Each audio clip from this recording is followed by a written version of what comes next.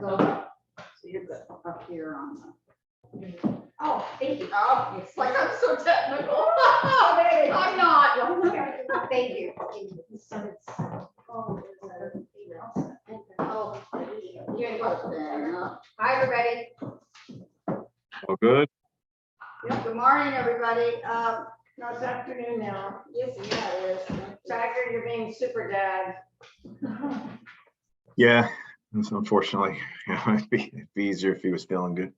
So I apologize. I was hoping he would trend better, but it didn't work out that way.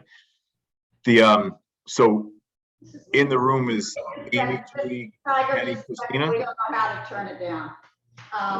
Turn the volume, he can turn this down. Can he do it or? I can't.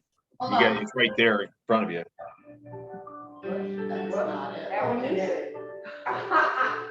To relax, the numbers will be presented. Sorry. Right, start talking again. Let me see that out. All right. No, Can you hear that? no, yeah. Let me- If we can That's- really. Are you on the conference call? You don't want to be on the conference call. You want to be on no, that's not going to do it because I'm not on a phone. I'm on the Zoom. So I'm on the computer. Hey, I know Cheryl, just a, whoops, just don't talk as loud. Okay. Huh? Just don't talk as loud. Oh, I'm sorry. Just whisper, Tiger. Is that any better? Is it too loud? Is that the problem? It's like a storm. Are you using this? Well, we don't know what she We have said. no idea. You think it's on here or do you think it's on there? Oh, you old school engagement. Yeah. It should be coming out of the computer, I think. Oh, where'd they go?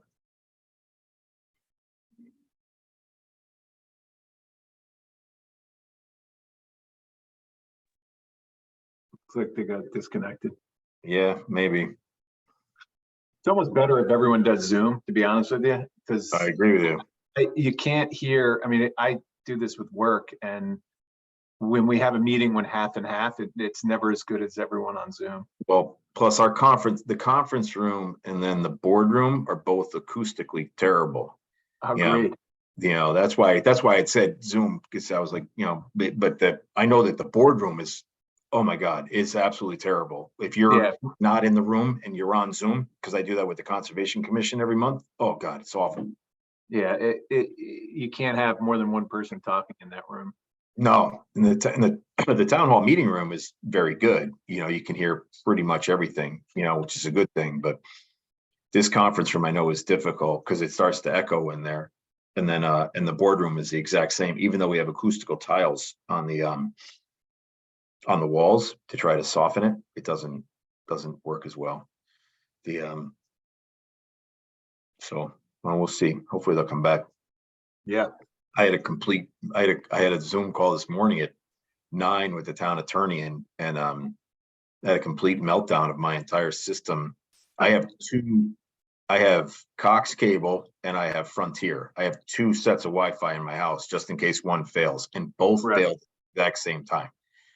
So I got dropped off the cable one, tried to hook up to the Frontier one, and then the Frontier one was having the exact same problem. I don't know what happened on the street, but 20 minutes later, it all came back because I was like thinking I was going to have to cancel because I was like, oh my God. My next step was to go out to my truck because I got Wi-Fi in my truck, but I didn't want to be sitting in the driveway. But it was crazy. I was like, I can't believe I'm paying for 2 services and both of them failed at the exact same time. What's the point of redundancy? Right. But It, something happened to them. I don't know where they are. yeah. Oh gosh. Just for the 8.4%. No, don't look at it. It's making me cringe.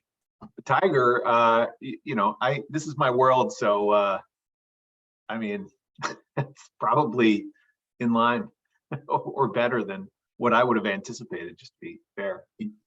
It is. I just don't like, I've been here for 20 plus years, and I think we're at 3 and 4 max, freaking out if I'm at 4 or 3.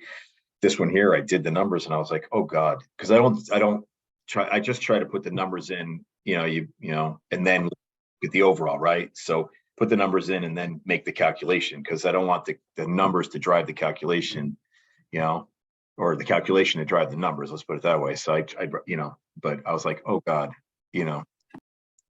and then I look back and I was like, well, historically we've been really, really good. I had a it was a not Memorial Day. It was a Martin Luther King weekend, because I had to present the day after, the Tuesday morning to selectmen. So that day I was looking through everything saying, okay, I'm good through all the way through 2007. I had a couple negative years. I had some 0 years. I'm okay, but it was, and there's a couple of graphs that show that we're trending better than inflation. The two biggest departments, the highway department, and the parks department, they trend in essence with inflation for the past 15 years, overall, it's been kind of thing. And then, but everybody else is below the inflation line, below the, cost of living line. So I was like, okay, I'm pretty good on that. I felt better that the, 6 out of the 8 divisions were less than, but yeah. I don't like the fact that the Board of Ed came in at 4, but 4 of a big number is a big number, right? It's kind of so yeah, I'm looking at it. I'm like, he might have been able to go to 3. I could get to 7, But I mean, just looking at highway, I mean, to be up 11% is, given the materials and everything. Yeah. Well, I had that's that is the biggest number. I mean, it kind of makes sense. You can't. No, well, this year, the interesting thing was that salt went up 70 grand in 1 year. So based upon the unit pricing, we couldn't understand it because the unit pricing for the past several years has actually been going down, trending down. We're like, how can you be, no one's trending down on a unit price, if you follow, it's same supplier, right? Same bid, same everything, same quantities, because the municipalities all basically, bid the same quantities. It's same supply location, coming east, whatever, but it was trending down. And then this year the bids came in and we were 70 grand in the hole, because I didn't anticipate it budget wise, but I was like, I have to anticipate it this year coming up, because they might have a little correction, but they're not coming back to where they were historically, right? So that whole $75,000 is basically Just the icing products. frequently. I wonder. I mean, asphalt's got to be up. Do we have a legal requirement to report? Can you I hear? believe Can we you do. hear us? I think so. I We think can hear so. you. Yeah, can't see you, but I can hear you. You can't see us? No. You haven't been able to see it since somebody walked into the machine. Yes, No, I it's did, working, it's working. Hang on. One thing to be mindful is one person can only speak in that room. Otherwise, Tiger probably can't hear anything you're saying. Okay. Okay, we're good. Thank There you. we go. Okay, so you can see and hear us. Can see and hear you. Can you, is the volume better now? Can you hear us? 10-9-8-7-6, can you hear Yes. us? Yes. Okay. But Is, that recording at that? You are recorded. Yes, you have never stopped recording. All right. Yeah, we can make this. Okay, are we good? Yep, you're good. is the volume okay? No, I just ordered that. Go for it, Tiger. All right, Sam, stay for a minute. all right, just a sec. The Infrastructure Utilities Public Works Liaison Committee of the Board of Finance and Town Council will come to order. So the roll call, Christina Ross. Here. Penny Young. Here. Tom Butterworth. Mike Morrow. Is on. Hillary's on here. No, and Mars not on. Morrow's coming. I'm here. Are you? Mark's here. Hillary and Mark Krasinski, and Amy Carroll is home on. Tom, are you on? Yes, Oh, good, okay. Tom Butterworth. I think Mike Morrow and Hillary are the only two that are not. I'm here. No, she's Oh, you're here. there? Oh, you're in the room? Oh, yeah, no, everybody's. I'm good. here. Oh, This there is you my, go, Mike. I'm here. I'm just gonna keep my video off. That's all. I was just saying, I didn't know we were cutting anybody off. No, that's not gonna work either. This works. This seat works. All right, Tiger, it's all yours. Okay, so can you see that on the screen? Can you see my presentation on your screen? Yes. All right, I just want to make sure. And I sent it to, hopefully everybody got it over the weekend or Friday. Well, so thank you very much. This is what I presented. Oh, hey, Hillary. This is what I presented to the Board of Selectmen. Board of Selectmen had some questions, very limited questions, mostly standard questions, nothing of note per se. And they didn't make any changes or proposed changes yet. We have a meeting tomorrow to review the entire budget, and then they'll look to move it forward. So at that point in time, there might be a change here and there, but I don't think that there's anything of note as of yet. As you're aware, this is us. We're 57 strong, 8 divisions, buildings, waste management, engineering, highway, parks, tree service. We are 1 light in the highway department right now, a welder. We're training that welder from within. And then once that welder, he's received the majority of his certifications already. He's got a couple to go. And then once he does that, we'll elevate him to the welder status and then hire for his position, which was an equipment operator 2. We imagine that'll happen within the next couple of months. So it shouldn't have an effect on next year's budget. This year's budget, we have a little bit of a savings because of we're not filling a position. Wait, Tiger, can Go ahead. we just have a question after the slides? Oh, yeah. Sure. The question is regarding the reporting. My understanding is that land use reports to you. They did and sort of do. So we're in the process of changing that now. So for the past year or so, maybe 2 years, the land building, town buildings, inland wetlands, and P&Z have reported to me. Yes. Going forward, that might revert now with the fact that Lynn resigned, and Sarah Carey is moving up to the assistant planner. She'll be promoted next Board of Selectmen meeting. That arrangement might change whereby they would both, Kathy and Sarah would report to Brian and not to me, but we're still working through the logistics at present. But they're not inside my budget. They're their own budget. Land use sits underneath general government. We presented that budget separately to the Board of Selectmen. And there's a separation of duties there and a separation of budgets. So their budget had a nominal increase, mostly in outside services, professional services, and that has to do with the POCD strictly going forward. The rest of it was pretty status quo. So did Brian present it? Brian presented this year. Okay. Yeah, I presented last year and the year before. Brian presented this year to the with Sarah and Kathleen at the table. Okay, so is Brian now the head of land use again? I believe so. Yeah, we're still, but we don't know. You know, it's like I said, it's a recent development, past week or so. So. Okay, thank you. You're welcome.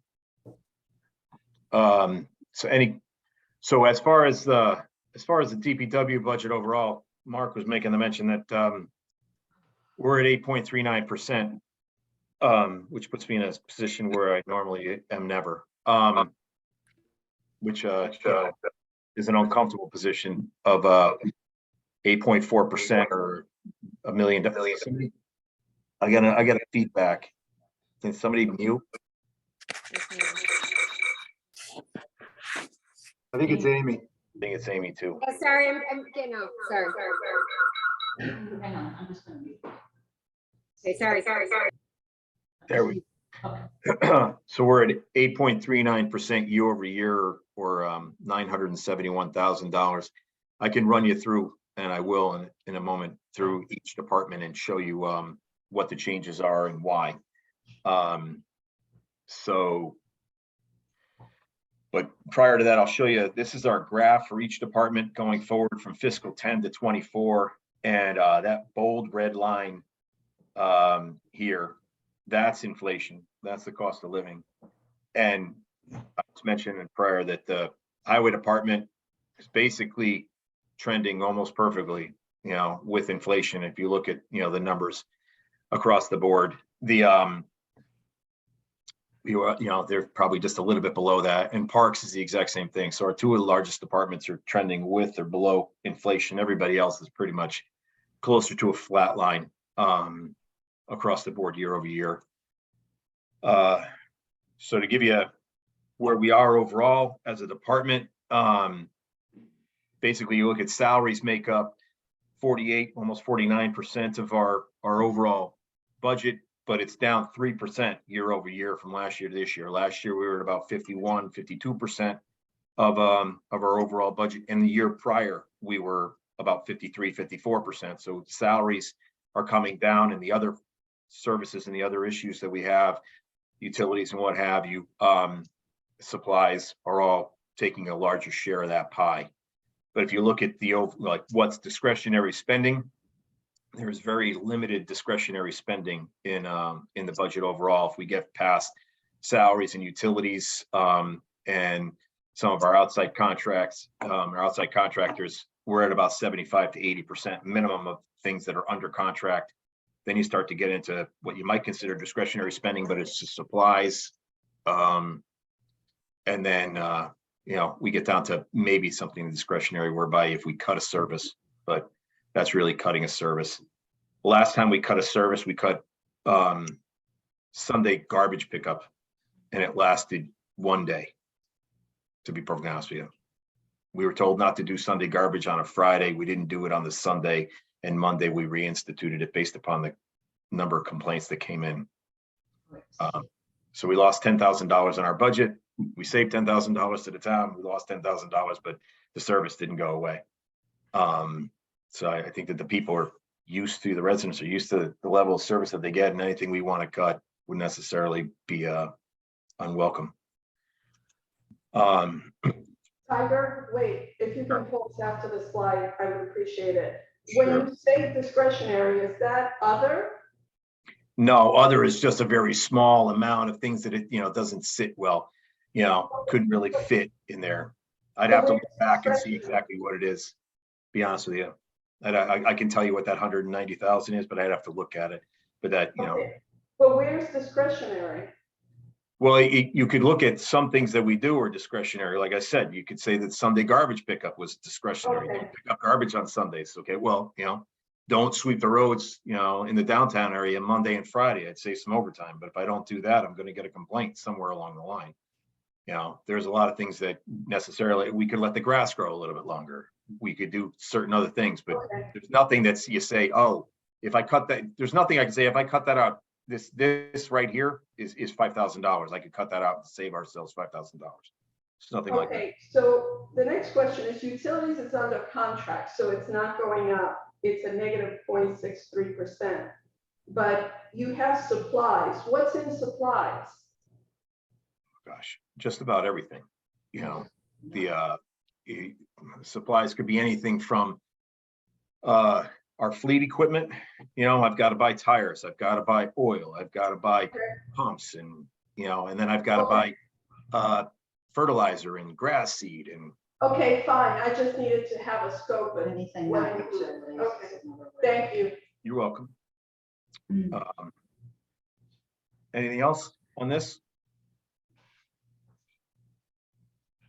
Yeah. All right. So as far as administration goes, this 5% change year over year. We increased our outside contractors line, and that's just basically based upon I need seed money to start a project, begin an idea, things of that nature. We had a $50,000 line item. I'm increasing that to 60 because there's just a lot of pressure on that line item. To be perfectly honest with you, that line item is almost exhausted right now, and I'm in January. So I've got, I got to figure things out for the next 4 or 5 months and move money around if I have a project coming forward or I need some additional monies for something that's out there. And then I have the rest of it is in our salary line items. Not much of a change. I have a small year-over-year change for my admin based upon overtime costs. Since she's on an hourly basis, she gets paid overtime. She does a fantastic job. That's Christy Reddy. And based upon historical data, if I take the 3-year average, I'm just under $10,000 at 9,800. So I increased it by $2,000. That kind of gives you admin. Any questions there? No. The next is engineering. This is the engineering department, Maria and Joe. It's a 9% increase year over year, but it's $33,000, $25,000 of which is a sewer study, which is mandated by the state to be performed once every 10 years in association with your plan of conservation and development. We were also asked by the Board of Finance, which is the WPCA, to perform this study as well. They actually want to see us bring it forward if I can do it in this fiscal year and not wait till next fiscal year to try to start that process, given the fact that we have a lot of large land development projects are being proposed in the town. So this basically is a study of our sewer conveyance system and our plant itself, which will then help guide direction for the rest of the, for the next 10 years, so to speak, and tell us exactly where we are and what we can do and cannot do. Right now, we have an infiltration and inflow study being performed underneath the sewer department. That report was due in December. We're hoping that it comes in within the next month.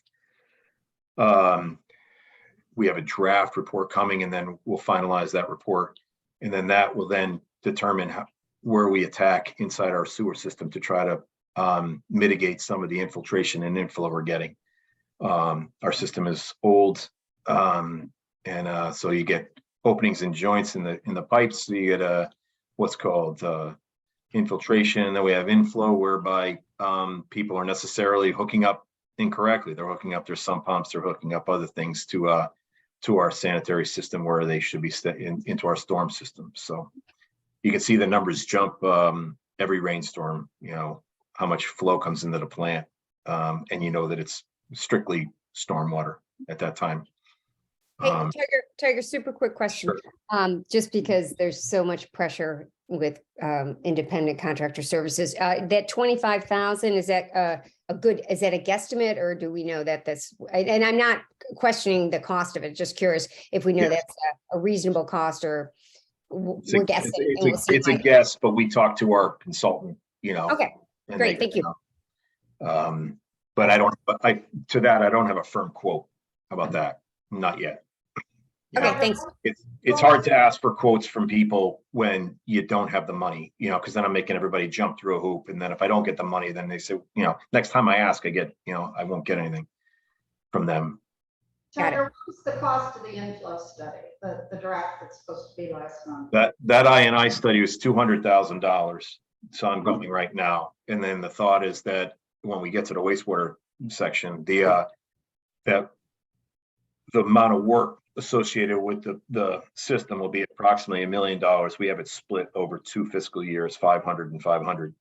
So in the sewer budget, capital budget, we have a $500,000 line item for I&I, and then we have a $500,000 line item in for fiscal 24 as well. So we're estimating it'd be about $1 million worth of work.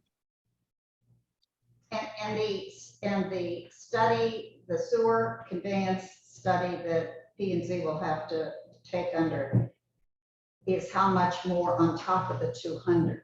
It's the $25,000 that I have in this line here, in this budget here. On which line? I'm sorry.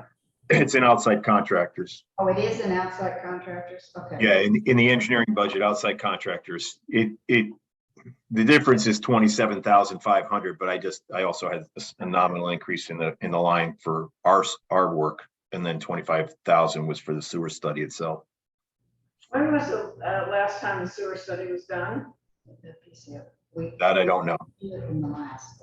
It was a recent add to the requirements. Last POCD in 2014, it said that it had to be performed within the next 10 years. So we're at that 10-year mark. I can't So tell you we're when the using- last one was done. We had done a study at the time we did the plant, and that was back in the mid 90s, 96, 97, 98, and that drove the amount of capacity for the plant itself. So So is that what those numbers, what we're using for commentary about the request for additional, big structures across the town? I'm sorry, say that again. What numbers are they using, for the fights for the affordable housing units? Oh, well, we had an analysis performed by AECom that gave us our flow rates. And that's the argument that they're doing. We had that performed last year.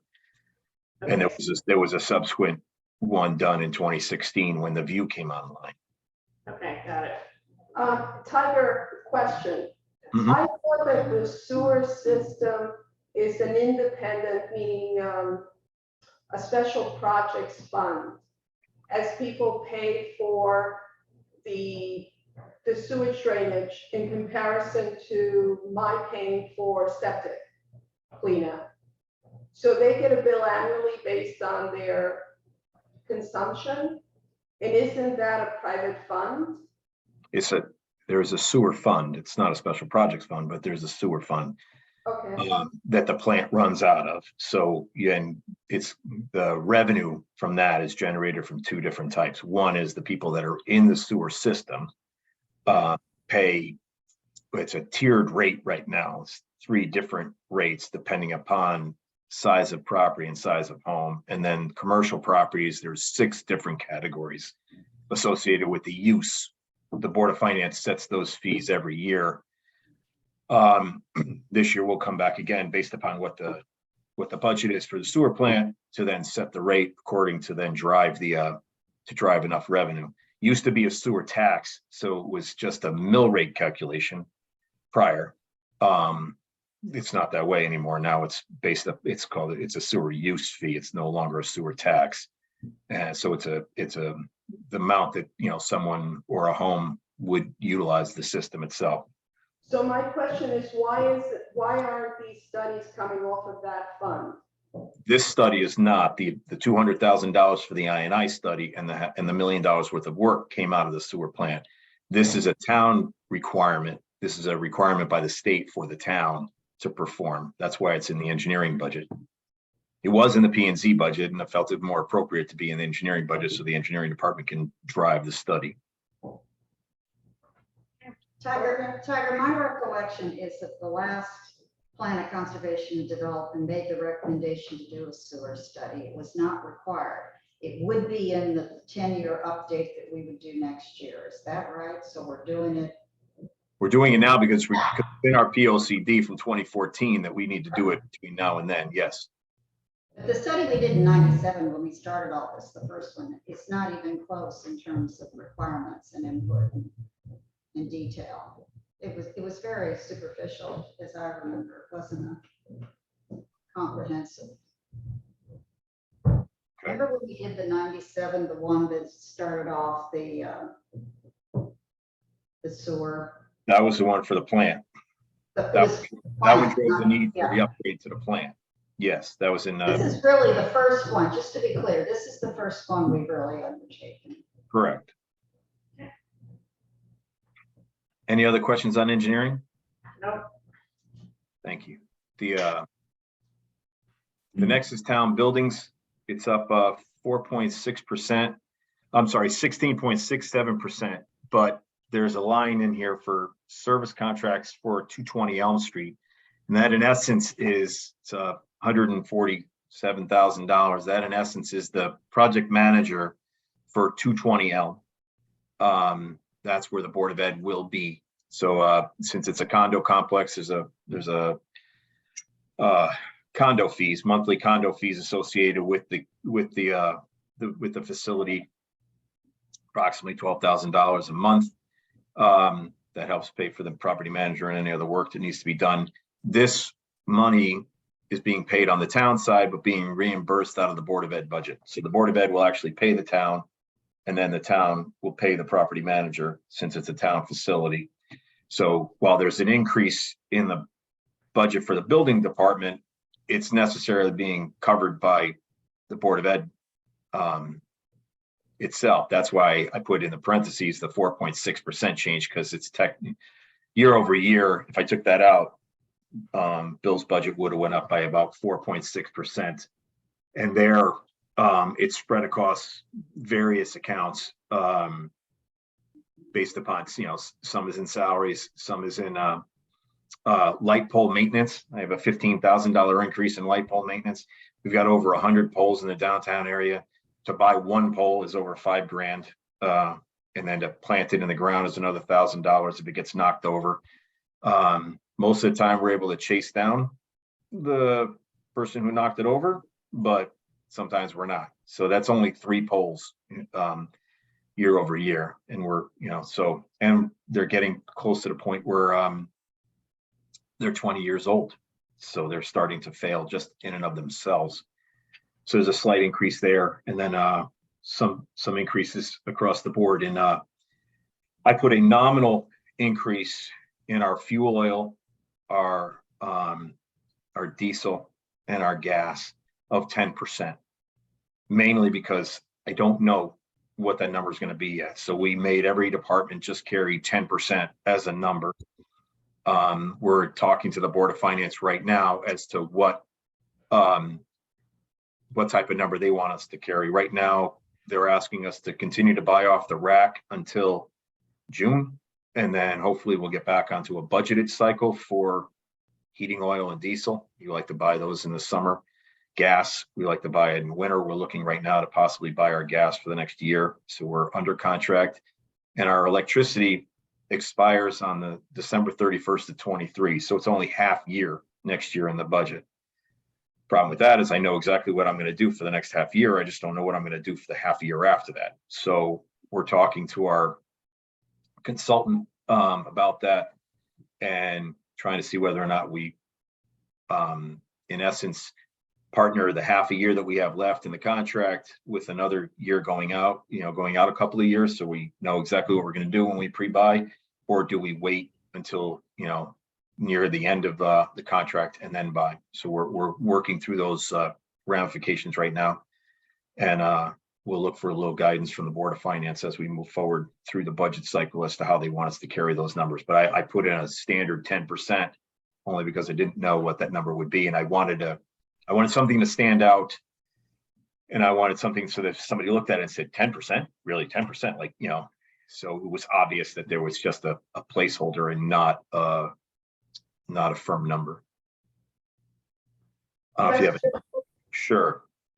I'm gonna go back to the Board of Ed. If you have it in your budget, 120,000, then the Board of Ed has to put it in their budget, 120,000. Yeah. So we're double dipping. So it should be in one budget and not in both. Except for the fact that in Ann's budget, in the revenue side, there'll be $140,000 of revenue offset. So you'll see the revenue offset. So on the town side, we're at a 0 for that. Board of Ed's incurring the expense. The town is incurring a revenue and an expense. Both will offset each other at a 0. So while this budget goes up, you'll see the revenues also in a separate line elsewhere in the budget going up as well, a commensurate amount. So town remains at 0. Board of Ed incurs the expense. So you're not showing it in your budget, or you are? I have to show the expense. I only show the expense on my side. The revenue is elsewhere. So these are only expense, it's the exact same thing as a transfer station. The transfer station, you'll see, I show the fee going out. I don't show the fee coming in. It doesn't get offset on the exact same account. It gets offset. There's a revenue line and an expense line. You're only seeing the expense lines. Okay, got it. Thank you. All right, no problem. Any other questions on buildings? No. All right. The highway department is an 11% increase year over year. I was talking to Mark about it before. Our salt, our de-icing products went up by $75,000, $70,000 to $75,000 in 1 year. Had nothing to do with quantity, had nothing to do with the different bidder. It's the exact same company, had nothing to do with the bidding process since it's done out of the Capital Regional Council of Governments. Just so happens the year over year cost went up by 70 grand. So I had to carry that in this year's budget. Thankfully, it got hit in this current year, fiscal 23, but right now we're doing a little well on de-icing products because we haven't had to go out so much. I've had 5 call outs in the past year so far, where we normally average about 20 plus. So we're doing okay, even though I incurred the expense in this line. I had to make sure that in this year, I had to make sure that I had enough money going forward in next year. And then I have some increases in the mobile repairs. Mobile repairs line is that's our fleet repair. So that's any equipment that is associated with any part of our fleet. And then we're in our first year of the contract increases from the highway department. So I've got some steps and some changes there as well. I have the same problem in the when you look at the other union accounts, transfer station, highway, wastewater. So we've got some guys changing step and grade, and then we've got the new hires and got just an overall increase. I don't know if and then Hey, the Tiger. only other, sorry, Amy, go ahead. Just, and I know this is all estimating, given the winter has been so light, as you mentioned, so I guess we could end up with some leftover at the end of the year and then just I know you have to budget for it. I hate to say yes, because everybody says, oh, You never know. Yeah, I get it. never know. And, we're also able to do other work, right? So other lines are starting to tip a little bit because I'm able to do other work. Like, I'm going to put a drainage line in next week on Ash Tree Lane. So I'm going to be doing drainage work in the middle of February, which never Oh, would no, I'm sorry. I was just referring to the de-icing and salt products. That's all. Yeah, all I meant was that, while I'm not putting it out, I'm putting out that product, I'm using other material. Oh, got it. Okay, thanks. That's really where we're at. And then the only other line of note is in here where we have it's called the railroad offset line. That was a $67,000 offset, whereby our overtime costs for the highway department and $9,000 for the parks department got offset by the railroad account. Railroad account right now, because commuter traffic is down and permits are down, and we suspended some of the fees that we were collecting through COVID. That account is actually quite low. It's balanced, so we're not able to make that change, that offset. So the department itself has got to carry the line. So I lose $67,000 of monies that I had available. So that's why you see that, that's another portion that makes up this 372, whereas it normally would have been billed to the railroad line. The railroad account doesn't have enough money in it to manage this expense. So we're going to have to handle it underneath the highway department and underneath the parks department. So that drives this 11% number. It's one of the reasons why it brings this number up. If you have any other questions on highway. Yeah, Tiger, it's Tom. Just on the salary line items, Yeah. as a function of the total 372 change, about how much percentages are the salary line? Are they 10%? Are they 20% of that total change? Of that total, well, it's 147,000 out of the 372. Okay. Yeah, right? so it's pretty sizable. So let me get to, but the interesting thing is that, so this 372 is year over year, budget to budget. Okay. Yeah. The budget, but if I went by the revised budget of because when we signed the contract and we were past the budget cycle, and then we had to then increase. If I went by revised budget to budget, it would only be around $70,000, half of it, because we're basically taking 2 years increase because we're going budget to budget versus budget to revised. Understood. So if you follow, because I panicked at that number too. I vomited in my throat, to be perfectly honest with you, in the Martin Luther King Day, because I was like, whoa, wait a minute. And then I had to look and figure out that it was 2 years of increases instead of 1. Yeah, so there's a little bit of distortion there, but Yes. I get your point. So 147, almost 150 to 372 is the salary line items. Many of these items are already baked because, as you say, people are just stepping up in rates and things like that, which is fine. Yeah. And then the road maintenance is 75,000. That's a rough number, 20% of this overall change. So Oh, That's correct. And that was, yeah, like I said, we had it where salt actually for the past 4 years or so had been decreasing. Its unit price or bid price had been decreasing. Yeah. And we couldn't understand year over year why it kept going down. And then they, this year they made a correction, market correction, and it cost us about 70 grand, 75 grand. Great. Perfect, thanks. All right, you're welcome. Any other questions? Tiger, I can't resist throwing in my stupid question for the day. I hope it's the last one. What's all good. railroad? What is railroad? So we maintain the parking lots at the railroad station. The So- railroad lot. Okay. Yeah, the railroad lots. So Okay. we've got to, we plow them, we salt them, we sweep them. Same thing with the parks. The parks does shoveling the platforms. And it's basically an offset to that. Since we're gathering fees from there, it's an offset back and forth. But since that account is low, its balance is low. It doesn't have enough money to carry these two costs. So we had to take it out. So I lost 67 grand. Thanks. You're welcome. Any other questions on highway? All right. The transfer station is a 3.5% increase year over year, $61,000. And this is again, we have a little bit of the salary change we're talking about because this is a union. These are all union positions except for my superintendent. And then I have a $30,000 change in our garbage hauling contract. That's going to come due this year. We'll be looking for another increase as it's a contractual basis of a 5-year contract, and then we'll be working our way out of that contract itself. So this is the overall change, net change to that 5-year contract. Then we'll go back out and bid.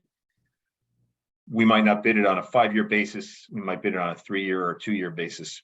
We won't do an annual, but we'll look at something because the hauler that we have right now, to his credit, is actually losing money on his contract at present, even with this increase.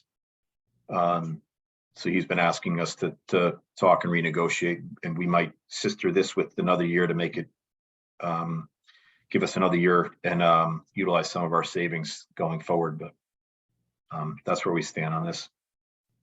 Do you have any questions of the transfer station? Can you just give us a ballpark on the revenue side of this picture?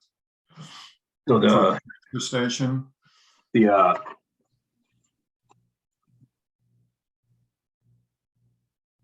Sure, I don't have that sheet with me. I don't have that sheet with me.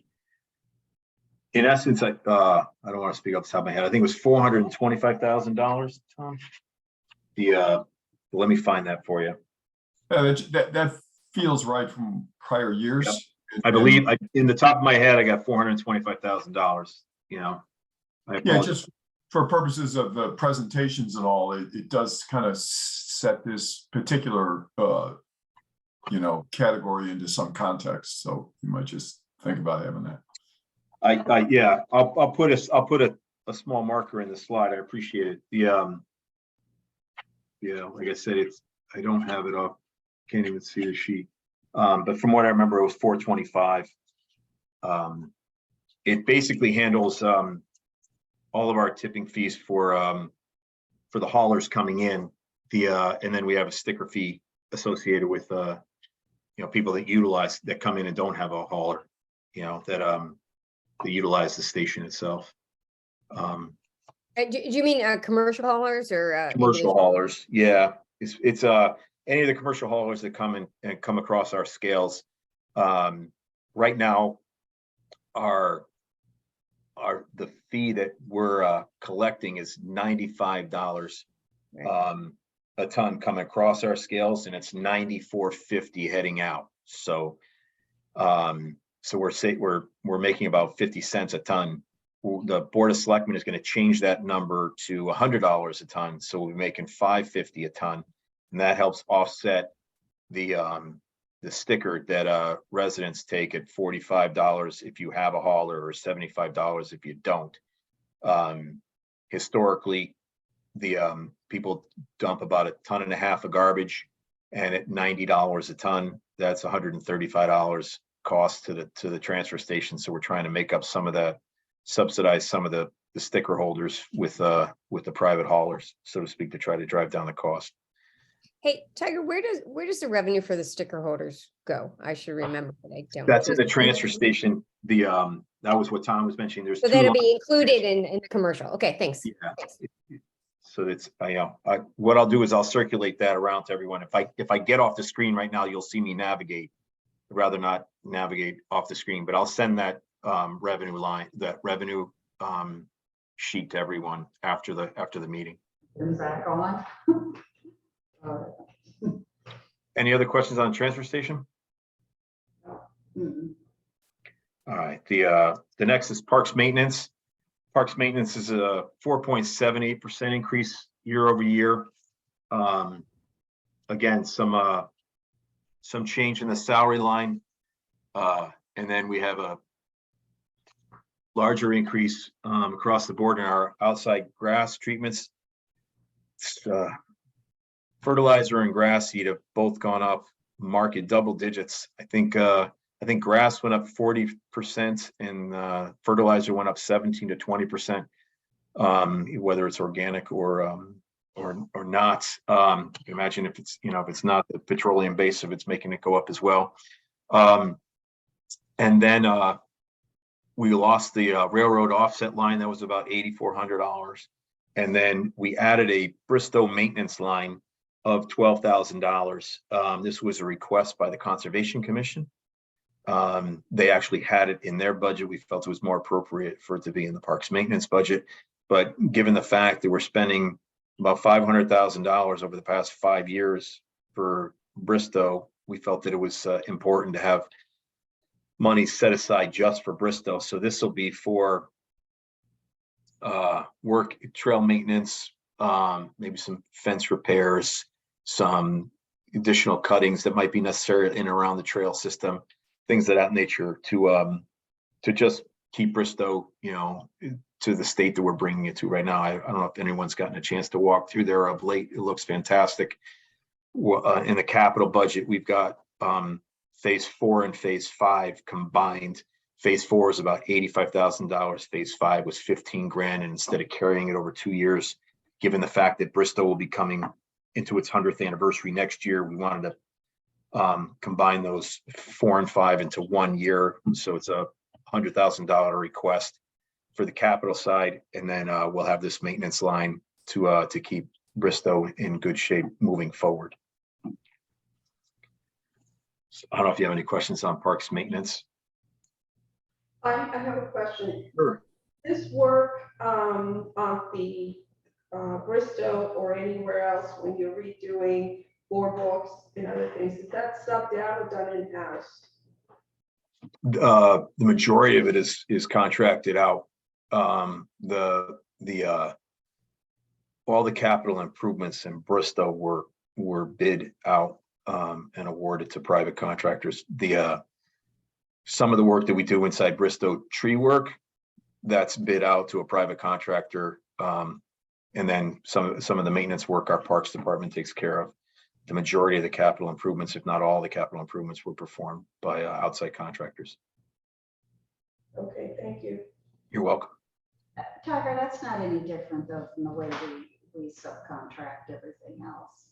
No, the majority of almost right. It's done this way for all of ours. Pretty much every capital improvement is done by an outside contractor, and our park staff is maintenance based.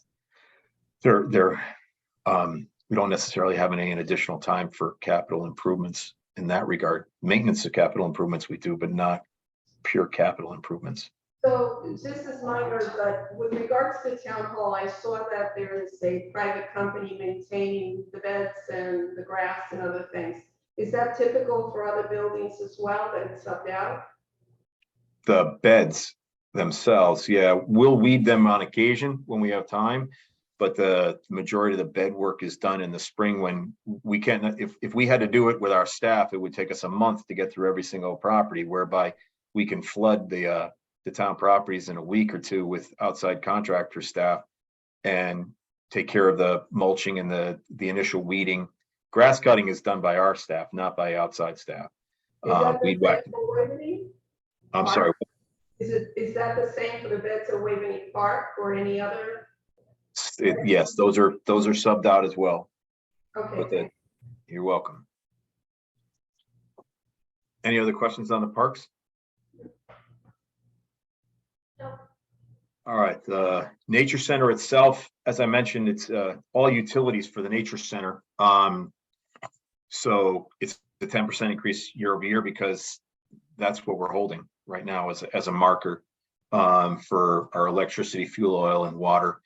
You know, as far as the water goes, Aquarian has been asking for a 9 to 10% increase every year for the past 10 years, and they normally are held at 3. At some point in time, they'll have to have a correction, and we'll see our water bill go up. And everyone had to notice in January that their electrical bills went up as well. You know, since there was a 50% increase on the distribution side. Not necessarily, you can buy your supply, but you can't buy your distribution. So right now we're just holding a 10% line for each utility line for what we give to the Nature Center or provide to the Nature Center as a landlord. Hey, Tiger, any idea how beneficial the solar panels that went up on the, what is it, the animal house? It's Animal control, it took that off, pretty much took that one offline. You know, I had a meeting with Bill and I had a meeting with the Nature Center last week, and we're gonna meet with their board shortly. And they're looking at some additional other solar locations that they might want to do. It might be on the top of the greenhouse, things of that nature. I also asked them if they had any room for, or an appetite for a solar farm in one of their fields. One of the fields we were looking at is incredibly wet. We might not be able to do anything in it. But they are looking, for other areas. Majority of their roof lines are just in a bad orientation. right. To be honest with you, they don't orient well, we don't really get that nice southern exposure. The greenhouse is the only one we get the southern exposure on, and that's all glass, right? So for obvious reasons. So that makes it a little bit harder. That's why I asked about the solar farm, because we could orient the panels at that point in time to the south. Didn't matter which way that was facing. So it did take at least the one building offline. I mean, Yeah, so small building, but it basically took that one off. all right, thank you. You're welcome. Anything else on the Nature Center? Tiger, are we still able to get grants for that if we were to do a solar field? Yeah, there's monies out there associated with the solar improvement of that nature. There's still ZRECs and things like that. We rolled over a ZREC for that's a zero emissions since it's solar. We rolled that one over for the teen center and the playhouse. We're trying to put solar on top of the playhouse when we're done, and then that'll feed the annex. So the thought is to put the panels on top of the playhouse and have it feed the annex, and hopefully that'll drop the annex off or take a lot of it offline. Anything else on Nature Center? No. Next was town utilities. This is our hydrant service and our utility poles, our street lights, and then the town's contribution for our sewer use fee. So these I held at 5% across, and then there's a little bit larger of an increase on our sewer use fee of 5.6%, but I held the hydrant service and the street light service at 5%. We lease all of our street lights, which includes a fee for electricity from Eversource, but they maintain all of them. We have 400 plus in town, 408, I think it is at present. And then our hydrant service through Aquarian and First District, you pay a fee for the service line for the main itself, and then for the hydrant. And so there's a per inch foot cost for the main. So you've got an 8-inch main has a per inch cost per linear foot of how many linear feet of how much main you have in the ground. That's a rental fee, and then per hydrant you have a rental fee for each one, but then they maintain it and they maintain the lines. So, And then subsequent to that, which never is really said, is that Eversource and Aquarian are also two of our highest taxpayers, since they have to pay for that infrastructure inside our town. So they pay taxes on the infrastructure that they install. So winds up coming back to us at some point. So, But, Tiger, when you said you held this to 5%, these are contracted out, people do it. So, These are not contracted out. These are the fee that they tell us it's going to cost. okay, We- so we don't- we're not, when you said you held it, that you're just, whatever it is, you have to pay it. We're not by going at 5%, reducing, maintaining any of this stuff. That's just what the cost is going up. So It's just- right now it's our estimate of what the cost is going to be. They normally, unfortunately, they come forward with their letter in the February, March timeframe, February, March, April timeframe that tells exactly what it's going to be for the next fiscal year. Our budget's already baked at that point, so, Okay, I have- so it's I have just, to- these are pass-throughs. Okay. yes, Thank yeah. you. You're welcome. Tiger, is this going to appear the hydrant service in the fire department budget? No, this has always been here in Okay. utilities.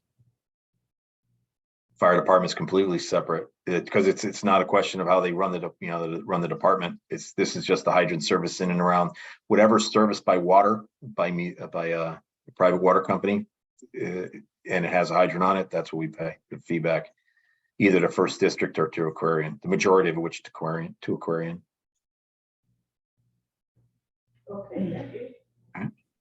Any other questions on utilities? No. The next is tree service. It's very simple. We had a nice increase last year to try to bring us pretty close to where we've been in years past. And given the fact that the rest of the budget was higher than I liked, I kept the tree service at 0. So we'll see. We had a $95,000 increase year over year last year, budget to budget. So I felt it appropriate to hold the tree service at 0. And we'll see exactly how our numbers come in and how it plays out. I do know that Eversource is coming in with their annual tree trimming this year. They've got 60 miles of regular trimming to do and 30 miles or so of what's called backbone trimming, which is their backbone lines, which are the primary feeder lines for each one of their service loops. So they'll come in and trim about 90 miles worth of their lines, which take care of a lot of the work that we have. So I held the line item flat from year over year. I'm assuming you were able to put last year's budget fully to work. And did that allow you to do more work than? Well, the interesting thing, Amy, to be honest with you, is my tree warden went out on, he had his foot operated on 2 months ago. So he's been out of service for about 2 months. So I haven't really bid a job in the past month or two, right? But I would imagine that when he comes back and he's able to walk and actually do it, he's going to come forward. So right now, I can't tell you that. I can tell you we're trending better than we have been, but I think it's because of the fact that he's been working on just strictly emergencies, because he's not ambulatory at present. So our staff has been tracking down problems, but we haven't been putting out a bid, for the past month or two. So we'll see exactly how that goes for February, March, April, and May. If we see an increase into, normally we've been doing at least 1 bid a month. We might have to go to 2 bids based upon what he sees as volume. But I can't answer that overall yet. Sorry. No problem. Tiger, we have is it 200,000 from ARPA we have for tree planting and additions? Yeah. We have 200. Yeah, we have 200 total, 100 for the roads and 100 for the parks. The Beautification League and others have been helping us with the South Avenue Relief Project. So they've surveyed the entire all of South Avenue, seen exactly what we need to do, put together a preliminary plant list and request. That's got to go to the state arborist for approval, since it's a state road. And then we'll bid it for the materials only. The highway department will be doing the planting, possibly with some additional outside contractors, just to try, because it's a number of trees. And then on the park side, the Board of Selectmen just approved a contract for $15,000 for a tree study. It's in partnership with Waveney Conservancy. The Waveney Conservancy paid half, for a tree study of the open areas inside Waveney at the south side of the road. And then the Conservancy itself is looking at a redoing their forestry study for the forested areas south of the road in Waveney. So we'll utilize, based upon the tree study that we're performing, we'll utilize some of that $100,000 towards replanting of trees in Waveney Park. We're hoping that study comes back within the next month or so, that we can then select plant material and then start to plant as well. So How much was the tree study? $15,000, 7,500 for the town, 7,500 for the Conservancy. Thank you. You're welcome. Anything else on tree service? The next is the wastewater plant. It's an 11% increase year over year. Like Christina, to your point before, this is it's outside. I keep it as part of our overall budget, so this 11% is inside my 8%, but it's actually outside the town budget. I do that only because if I'm able to do well on good years in the sewer plant, fantastic. If I'm not, gotta eat it. So as far as his numbers, but we have a slight change in the salaries line for Jim Rogers retired, unfortunately, after 49 years with the town. So you actually retired. So he's no longer here, not even he's working as a consultant for us only, but not as a part-time employee. And Nick Colabella is stepping up, and we're having to, based upon where we see the salary studies coming in from surrounding towns, we had $120,000 in the budget we're looking to have to increase that a little bit to stay current with licensing requirements and what other towns are paying. And then we've got increases in our outside sludge hauling contract. That's a contractual increase based on year over year. And we have an increase in our supplies, buildings and grounds, which is our utility, our chemicals line. Each one of our chemicals year over year increased this past year. So we're that's reflected in this new number. So, but this change here will be, we'll take that into consideration when we set the new sewer use fees by the Board of Finance in April, May, June. Once the budget is finally approved, we'll have a number to come forward with, but Bob Mantilia is already working on what that would be to the resident or to the household, the per household charge. I don't know if you have any questions on sewer plant. I have just a general question. Does Bob Mantilia work and report to you, or is he? No, he's special projects. He doesn't report to me, but there are certain things that he works on for me. So one is, which is helping track the sewer use fees that are collected, and then helping calculate next year's rates. And then he works on collecting sticker fees for the transfer station in a similar way. So we consider those special projects, but he doesn't answer to me. He doesn't work for me. He works with me. So is he a permanent employee, or where's? That I can't answer. Okay, thank you. Anything else on sewer?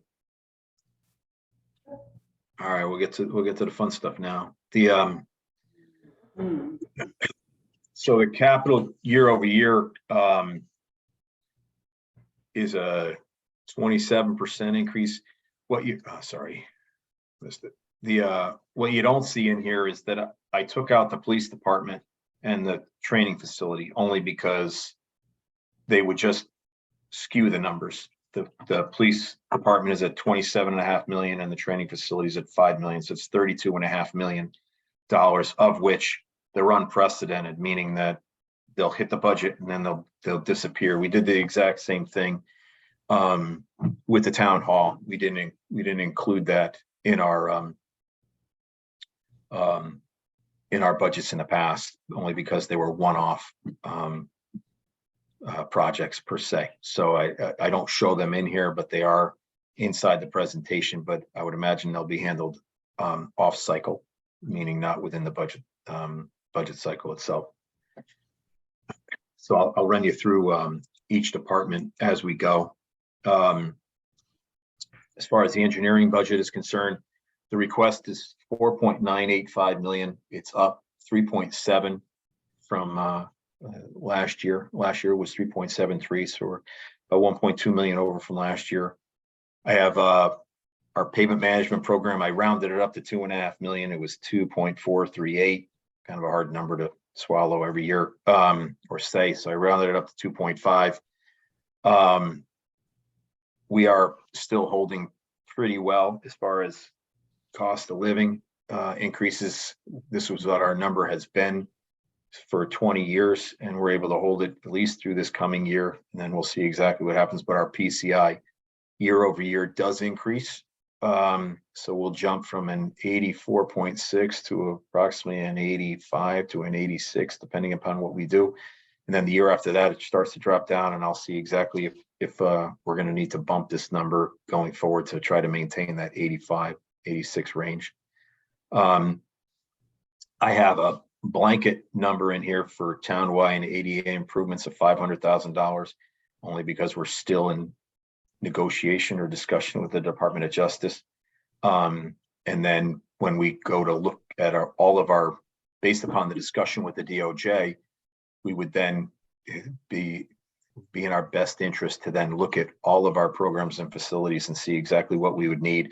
And instead of asking each department to hold $50,000 or $100,000 for work that might be in a park or at a town building, felt it was best just to put it in one budget. Doesn't mean we're going to spend the $500,000. It just means that it's there at present as a marker. And then I have the standard 250 for our pavement preservation. That's our localized repairs and crack seal work. And then last year, you gave us $75,000 towards engineering study for all of our bridges that are under 20 feet. And this year we brought in monies for maintenance improvements on those structures, somewhere on the order of $10,000 to $12,000 per structure moving forward. Then I have $300,000 for parking lot improvements for our 60 plus parking lots in town. Sidewalk improvements, we're at $300,000. I think that the budget shows 500. There are some areas that we would like to see new sidewalks installed, and that'll be a discussion between the Board of Finance and the Town Council as to whether or not we want to go forward with that work. Tiger, we funded a bunch of sidewalk expansion with ADA, did we not? Not the ADA, excuse me, the ARPA money. ARPA money, well, there was one. So that was a $250,000 or $300,000 line for the expansion of the Green Link from Bristow to Gower. That's being surveyed right now. And then it'll go under design shortly. And then we'll come back with a design. And at that point in time, it'll have to go through the various boards for review. I would imagine that it'll get to the council level, and we'll probably have a public hearing similar to what we had on Main Street. I know that there are people along the route that are opposed. I know that there are people along the route that are very much in favor. So I just got to finish the engineering portion of it. And obviously the state will play a large role only because it's a state route, right? So yes, there is money there. I would imagine that, the earliest that would come to fruition is September-ish, July, June, July, August, September, I would think, before we are able to have discussions at that point. Then I have monies in here for traffic signal replacement. We've got the police commission approved changing 8 of our locations in town to an audible or an accessible pedestrian signal, whereby the signal will give off a locator beacon, a slow beep, very, very low, slow beep, as far as so that someone with a visual impairment might be able to locate the signal. And then at that point in time, once you press the button, once it's actuated and activated, it'll change its frequency and its duration to then say, it's okay to cross, and then it changes again to as the countdown timer approaches 0, since the visually impaired can't see it.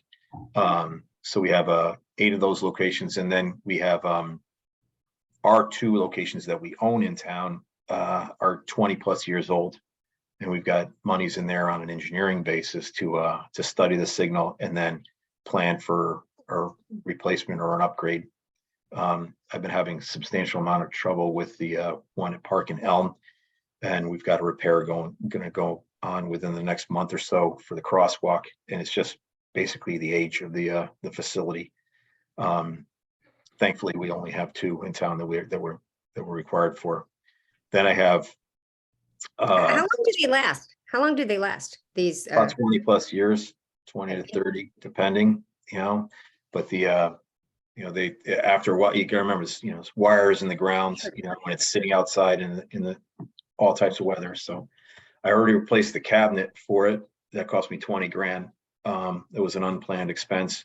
And then but I've been fighting this maintenance issue with some of the wiring underneath the street itself, to no fault of any work that had been done on the street. It's just age. Yep. So eventually, so the thought is that while the study might come back and say you're good for the next 5 years, I want to know where we are, right? When we haven't taken a look at it. So it's one of those aspects that I want to know and have a plan for as we go forward. So I have my money in my out years, but we might not necessarily, the study might come back and say, you're okay, this would be the plan going forward, and you're good for the next 3 to 5 years. And then we'll replace it, in 3 to 5 years.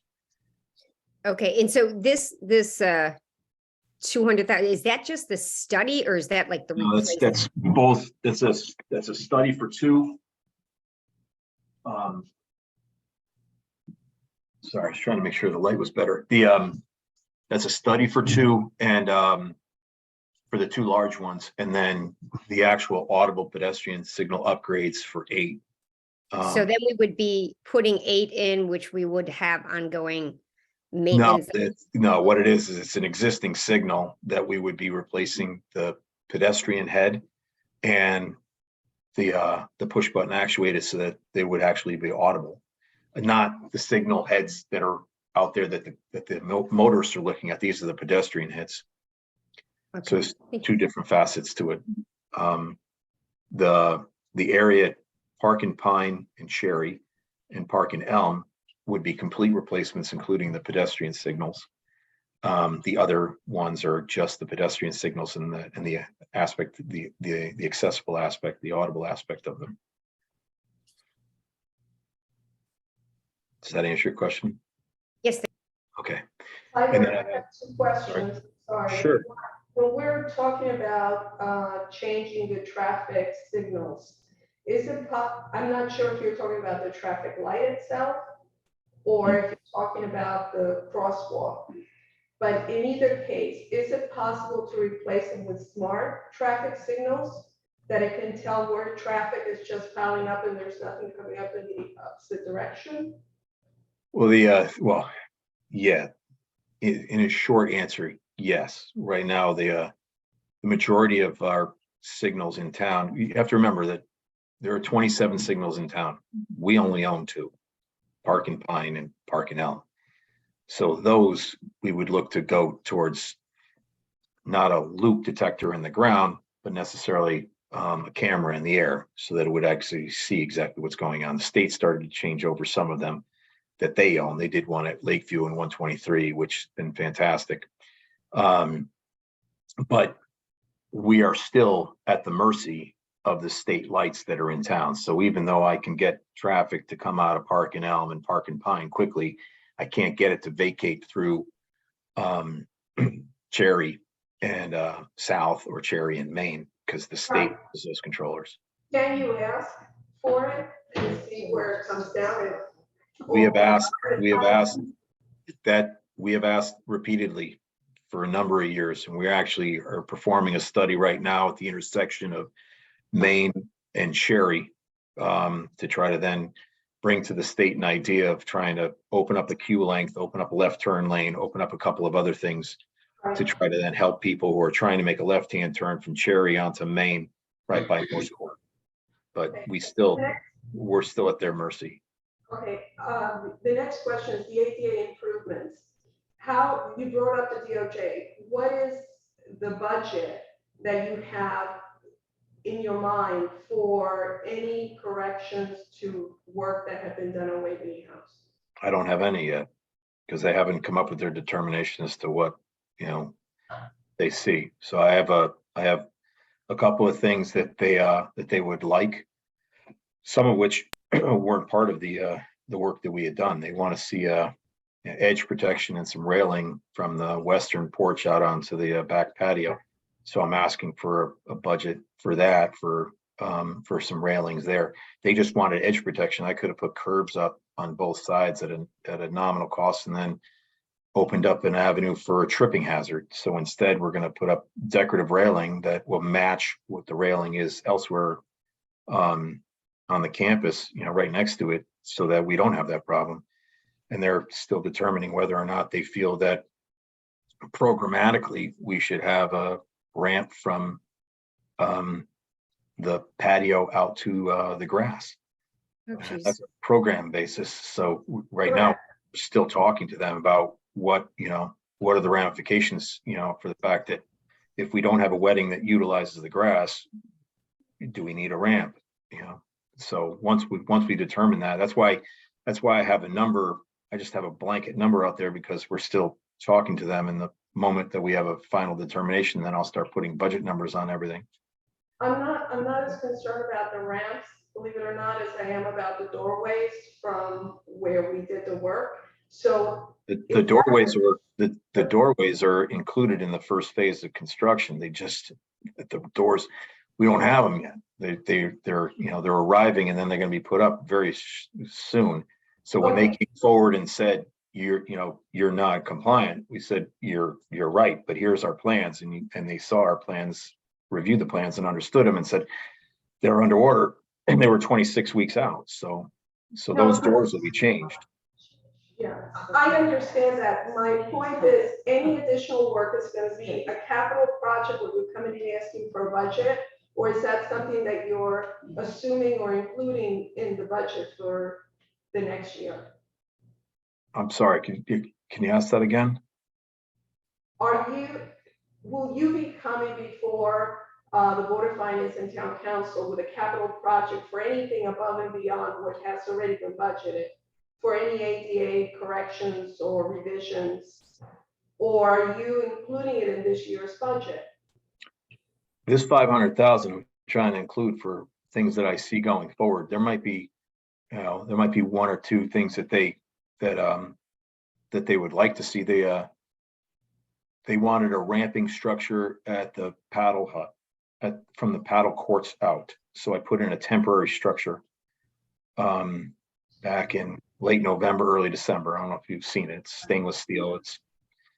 It's nice. It's functional. It's compliant, but it's not necessarily, So we have a plan right now to upgrade that entire area to try to put in a nice, given the fact that paddle is taking off, trying to make sure that all the courts are accessible, and there's a nice patio outside where people can sit and congregate, watch paddle play, those kind of things that, that we're trying to incorporate a larger project with some of the concerns that the DOJ has. So that will be coming forward, but the majority of it, I'm trying to blanket inside this request.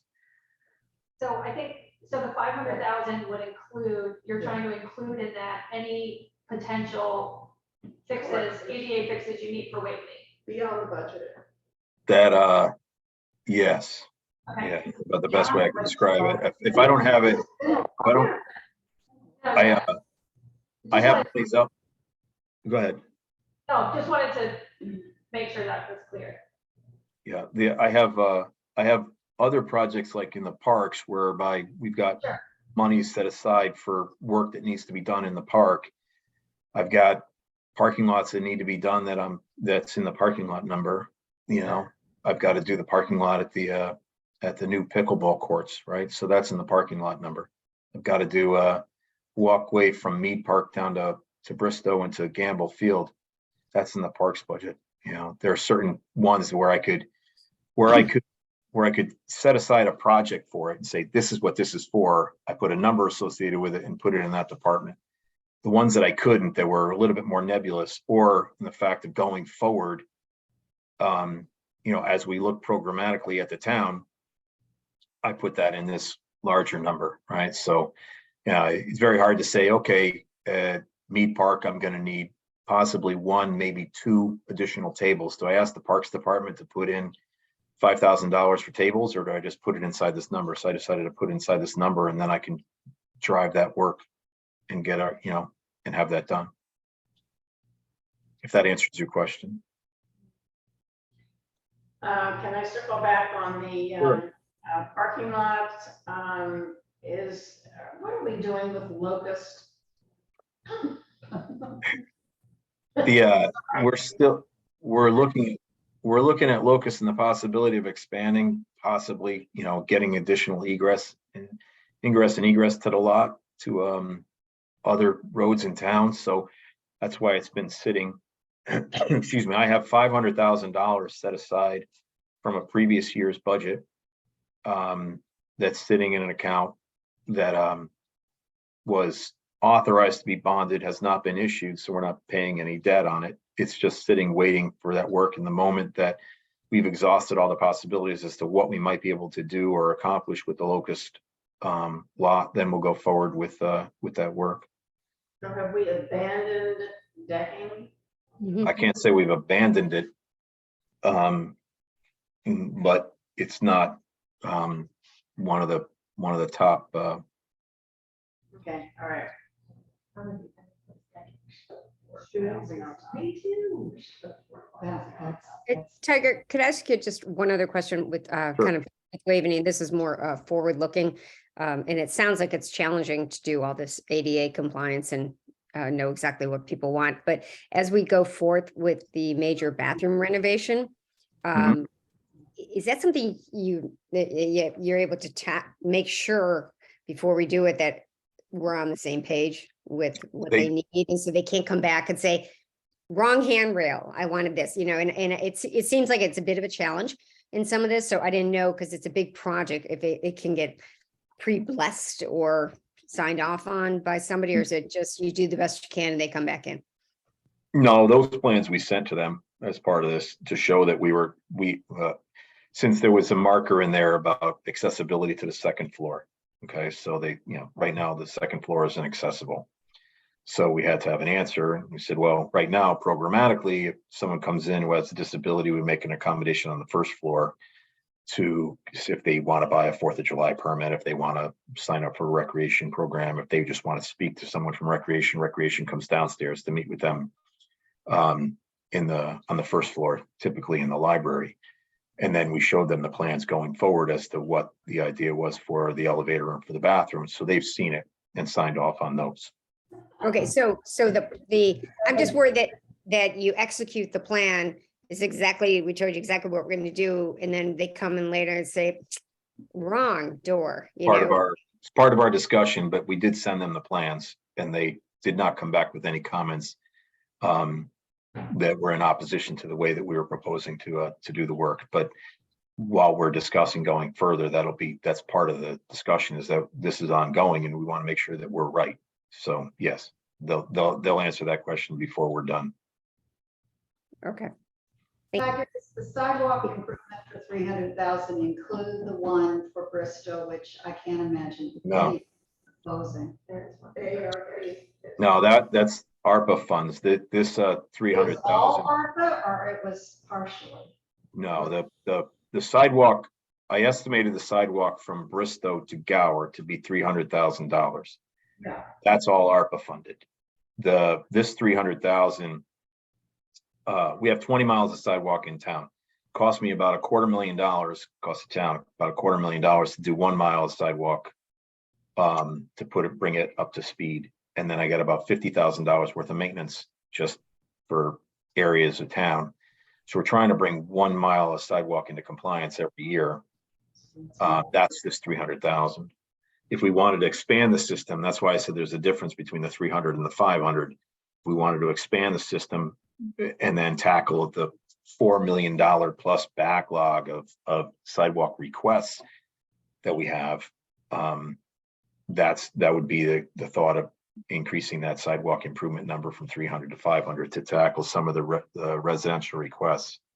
The request that we just performed, or the installation that we just performed on Gower Road at South School, from Southwood to the school itself, was a 10+ year request.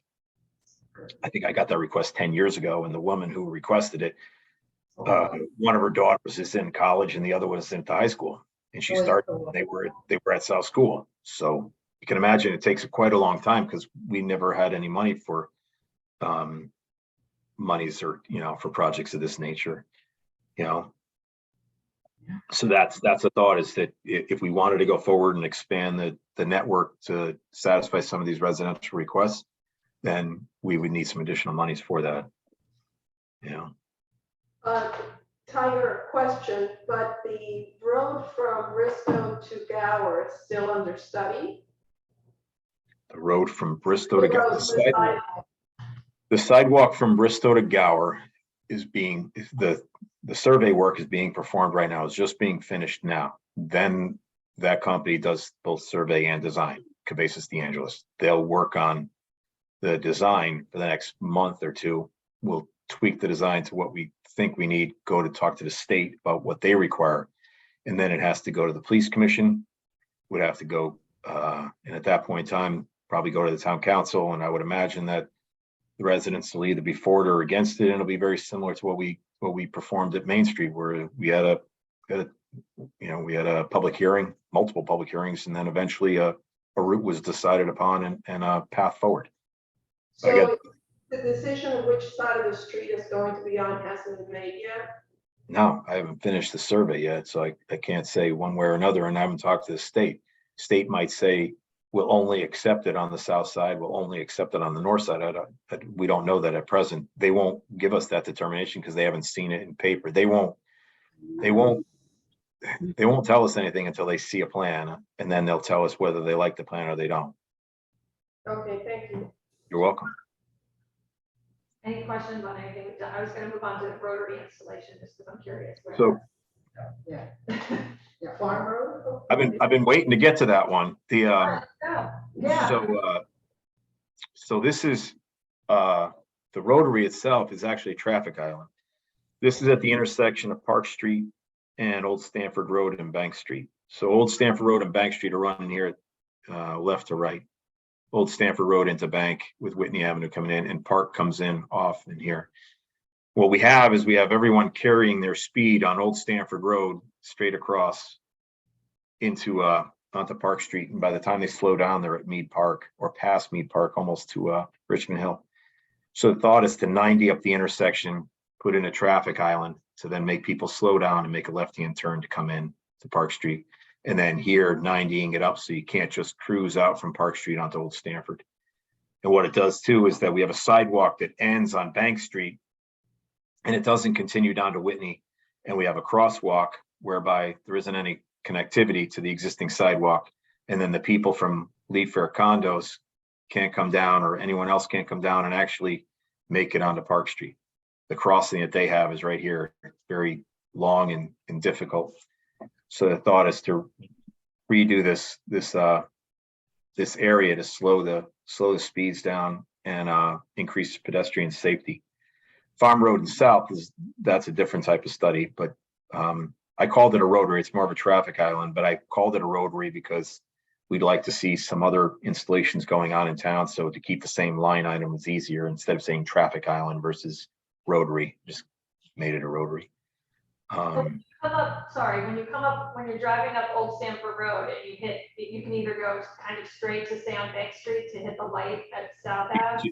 Right, it's not a rotary. It's an island. It's a splitter on Park Street. That's what But it to is. take a left on the Park Street, you have to go around the island and Yeah. take a left around. You can't skirt it. Okay. No, because people right now are shooting. I don't know if you can see my mouse, but they shoot the gap here, right? Yeah. And they're shooting the gap. Where now we're going to make them make a traditional left-hand turn, slow down and make a traditional left-hand turn. And the thought is that then they would have to increase their speed because they're coming from a stop or close to a full stop. And they would have to increase their speed to get up to the normal speed limit, which on Park Street is supposed to be 25. Instead of carrying 35 to 40 on Old Stanford onto Park Street. And by the time they realize that they're still driving 35 or 40, they're right at our park, you know, or into our downtown area where we don't want to, where we'd like them to be slower. Okay, and yeah, let's work on farm next. Oh, yeah. That's a different animal altogether, but the Yeah. this has been on the books since about 2016, 2017. So I'm trying to clear So out it's old time to projects. do it. Yeah, all right, yeah, I like that. General government's coming right in. Okay. So and then other than that, all I have is I have $85,000 apart from our normal things. I've got $85,000 for additional electric vehicles and chargers for the remainder of the land use department. I bought 2 this year. Excuse me. If you look at the back of town hall, you can see that there's a single charger with 2 arms to handle 2 parking spaces. That's hanging off the annex right now. We'll put some additional chargers in the locust lot and then 1 charger off of the Vine Cottage for the health department because Jen has money in her budget for 1 EV as well. And that should necessarily turn over our entire land use fleet in one shot. So- Sorry, go ahead, Christine. Tiger, so how do you control it so that the public doesn't use it? It has they can use it whenever we don't need it, and we're not going to need it every day, right? Because we can charge up, and then we don't drive that far in town, right? So the thought is that we'd probably have to charge up once a week. The rest of the time could be utilized by the townspeople, and then we hired a company that would then you swipe your credit card and it gets paid through the parking department. So you would pay for the amount of use that you would Okay, the charge time. Thank you. Yeah, Yeah. Well, Yeah, so Tiger, is that like, if nobody's parked in the spot, if like a town vehicle's not parked in the spot, is it fair game or? Yeah. For residents? Yeah, that's the thought, is that right now we're parking in them only so that people won't come up because we haven't turned it over yet, you know, and then eventually we'll start moving them out of the back of the town hall lot down to Locust, and they'll only park during the day, you know, on the town hall lot when they need to charge, or overnight for the one, but we're trying to make sure that others are available, you know. We'll try to charge off time, you know, when people don't need it, and then at nighttime or something like that, we'll have 2 spaces that are EV ready right in the back of the town hall, because at night, those spaces are used by people visiting the downtown, so. Yeah. So, I'm sorry, one more question. Are these going to be at a distance from any building? Have you thought of that? What do you mean a distance from any building? Well, the lithium battery fire is a real issue that not even the fire department can put off. I'm just wondering if you're creating a safety zone to do this. Well, no, not necessarily. The charging system, to do that, I'd have to plant it out in the middle of a parking lot. Yeah. And then it'd become a problematic installation for the middle of a parking lot when I tried to maintain it or plow it. So no, not per se.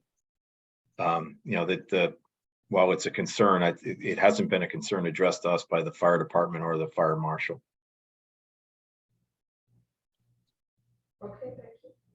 You're welcome. Our main thought was accessibility, to be honest with you, and then where would people want to be able to park to, a visitor to town hall that had to come in, a consultant, a contractor, someone working for a resident, an attorney, where would they want to park? They'd want to park in the town hall lot. So, and then it's adjacency to the downtown for later. So those are, and then adjacency to power, because I'd have to then string power to it, which is a cost in and of itself. The Vine Cottage location may be a good spot. Well, yeah, that'd be primarily for the health department vehicle, but yes, it could be utilized for that as well. So. Hey, Tiger, a bunch of us have general government at 2 o'clock, so. But she's But coming. I'm trying. I'll rush as fast as I can. This one's one of the biggest departments, right? And then after that, it gets a little bit easier. Any other questions on engineering? No, we're No. good. All right, so you're telling me I got 22 minutes, Penny? Yep. Fantastic. So as I mentioned, the town buildings is at 2.9 million.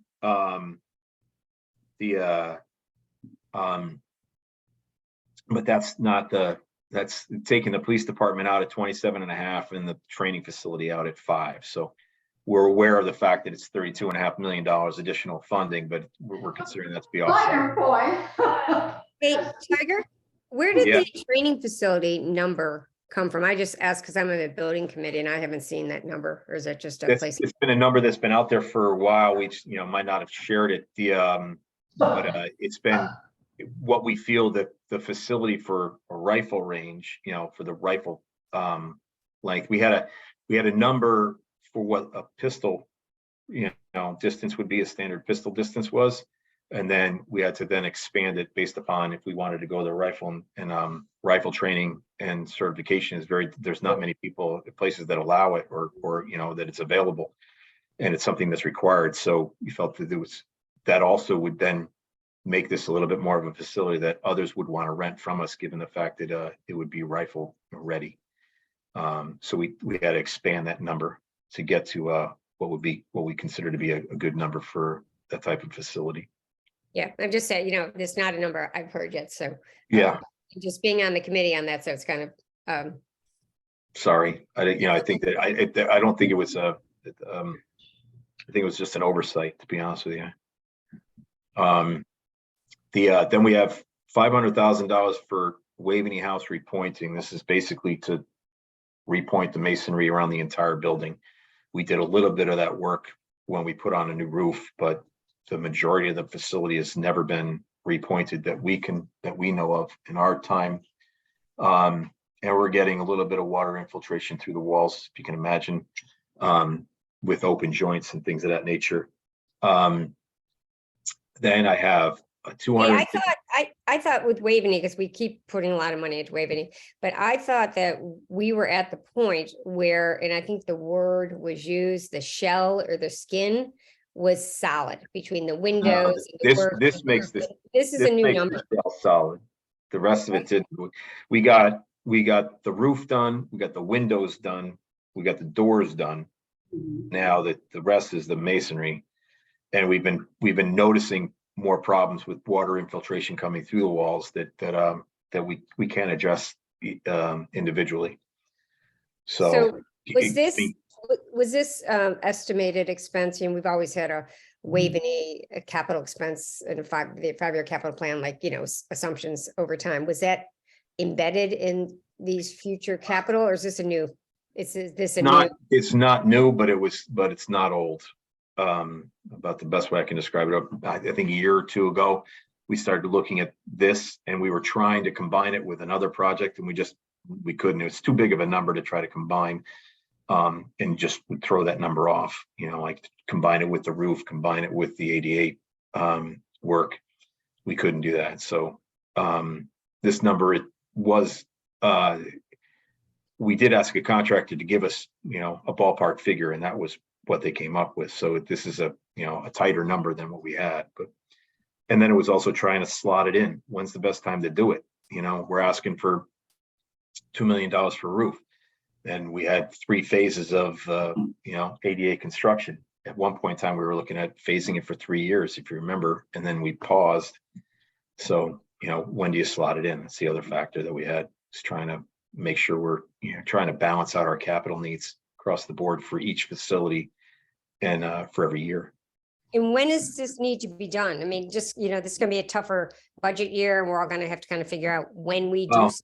What's the time? I mean, of course, everything always wants to be done earlier. I get that. My buildings guy wanted to do it last year. I told him, no, I'm not doing it last year, because I was trying to get the ADA, through the various boards last year. I said, you're gonna have to do it next year. So it's next year. Could I put it off another year? Yeah, I'm getting water infiltration through the walls. How much am I getting? I'm getting some. I would like to have water come through, but But with regards to how in the 5-year capital plans, we had estimated expenses for Waveney's, this one wasn't really in there. This is a new. Last year, it was there. I think it was there last year. Wasn't there the year prior. Okay, I'll go back and check. Tiger, is there? I mean, is the entirety of the tuck pointing need, does it share the same urgency, or is there some of it that could be done this year and perhaps some of it that maybe, you see what I'm saying? It's a good question. I know that the, yeah, we've got some of the walls, that are in worse shape just based upon their orientation. So I could go back to the contractor and ask him, if I had to split it into 4, or split it into 2, what would that be? And how much would that be? Let me ask him that question. I can come back when we meet on the 14th, and I can give you a better number at that point. It's a fair question. Thank you. You're welcome. The next is, I have $250,000 as a town's contribution towards the Powerhouse Theater renovation. The Powerhouse will be coming to the Board of Finance and the Town Council during my budget presentation. So right after my budget presentation, they'll speak as far as their fundraising and their thoughts for the future going forward for the Powerhouse. But this would be the town's contribution, along with there's an ARPA, 250,000 for ARPA funds. So that would make the town at $500,000, and the town players is looking at $500,000 plus. So the project right now is just over $1 million for the lobby expansion and renovation. And Yeah, we've gone over this multiple times with these guys, and I think that from the Board of Finance, Tom, correct me if I'm wrong, we basically say, can you go back and sharpen your pencils, because we've never approved any ARPA money for them. I think we maybe approved 250, but we kind of said for a lobby expansion, $1 million, can you rein it in, or can you sharpen your pencil? So we've done this a lot. So we haven't seen a changed plan or revised plan. So. Well, it was originally closer to $1 million. So and they did, I'll say, I think that the architect has done a nice job trying to dial in the costs. We had a contractor look at it and tell us what the numbers are. That's why we had it at $1 million. He said about $1,079,000. But it's not just a lot. It's a lobby expansion, a redo of the existing lobby, 88 bathrooms inside, which would then which requires some work on their offices and things like that, just to make the inside of the facility work. But I'll let the town players speak towards it. There is work that we have to do inside. I've got to put bathrooms inside, and I either gut the building and then take off a good portion of the lobby and some of their office space, or we do the lobby expansion, which basically allows them a little bit more lobby and a better flow, and then the bathrooms, and still maintains their office space on the first floor instead of sending them to the second floor, which is problematic. But I'll let them. Well, I guess we'll let them say, but if it's the same plan as last year, It's a little better. well, It's a yeah, little but better. from costs and all this stuff. And again, no ARPA money has been approved yet. No, that's correct. So- It's got stalled at your level, at the Board of Finance level.